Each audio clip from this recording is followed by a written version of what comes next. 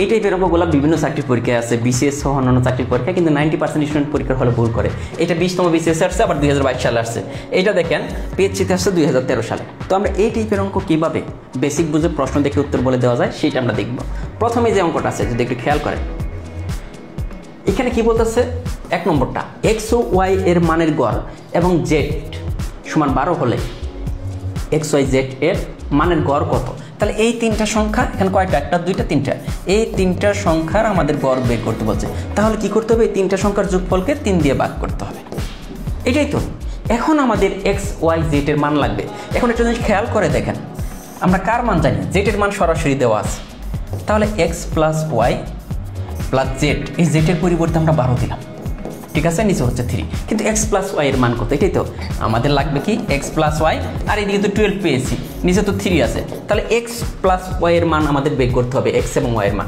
এখন তো বলছে এক্স ও ওয়াই এর গড় মান নয়। এই যে গড় মান অর্থ হচ্ছে ওয়াই এর মানও নয়, আবার এক্স এর মানও নয়। গড় মান যদি দেওয়া থাকে কোনো জায়গায় বুঝতে হবে এই তিনটে সংখ্যার প্রত্যেকটার মানই 9 করে, ওয়াই এর মানও নয়, এক্স এর মানও নয়। তার মানে গড় দেওয়ার অর্থ হচ্ছে যে এক্স এর মানও নয়, ওয়াই এর মানও নয়। তাহলে আমরা সরাসরি এক্স এর মান কত বসাইতে পারি, 9, ওয়াই এর মান কত বসাইতে পারি, 9, আর এটা তো 12 আমাদের ছিলই, নিচে আছে 3। তাহলে দেখেন 9 দ্বিগুণে 18, 18 আর 12 কত, 30। 30কে যদি আমরা কয় দ্বারা ভাগ করবো, 3 দ্বারা, তাহলে 10। দেখেন কত সহজ, এই অঙ্কটার অ্যান্সার হচ্ছে 10। এখন পরেরটা আসে, দেখেন পরেরটা আমরা মুখোমুখি করতে পারবো না, একই চেয়েছে আমাদের এক্স ওয়াই জেড এর গড় মান কত। তাহলে X plus Y plus Z. এখন কিন্তু আমরা আর এত কিছু করবো না, দেখেন 3। তাহলে আমাদের জেড এর মান সরাসরি 13 দেওয়া আছে। তাহলে এক্স ওয়াই এর মান কত, তাহলে যেহেতু এক্স এবং ওয়াই এর গড় মান 10 দেওয়া আছে, তার মানে ওয়াই এর মানও 10, এক্স এর মানও 10। তাহলে 10 প্লাস 10 প্লাস জেড এর মান কত, 13।